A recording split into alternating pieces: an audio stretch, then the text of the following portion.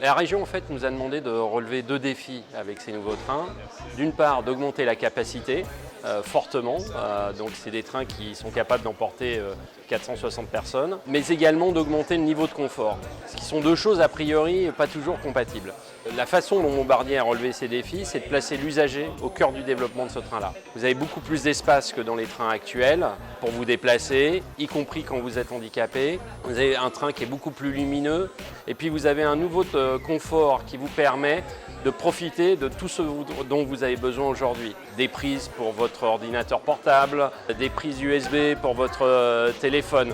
Donc tout ça pour vous permettre d'avoir un voyage finalement sans rupture par rapport à vos habitudes habituelles. C'est un train qui va remplacer des rames qui ont été commandées sous Georges Pompidou et Valéry Giscard d'Estaing. Donc c'est des trains qui ont été commandés il y a des années. On avait besoin d'un train qui soit aussi confortable que les corails, rapide, et puisqu'il peut aller jusqu'à 200 km/h, et qui soit aujourd'hui accessible aux personnes en situation de handicap, aux personnes âgées.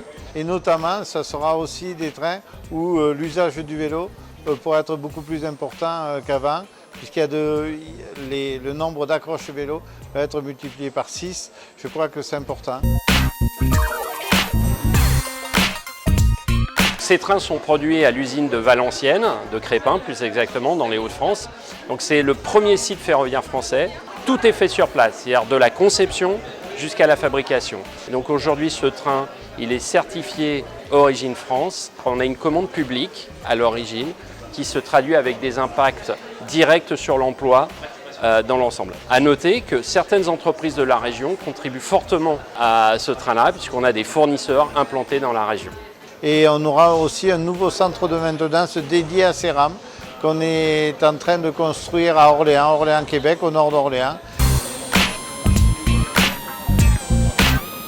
Il y aura une première phase avec la livraison en 2020, donc dès l'année prochaine, de 4 rames qui seront mises en service progressivement à partir de l'été 2020 et qui sillonneront sur l'ensemble des axes Paris-Montargis-Nevers, Paris-Bourges et Paris-Orléans-Tours.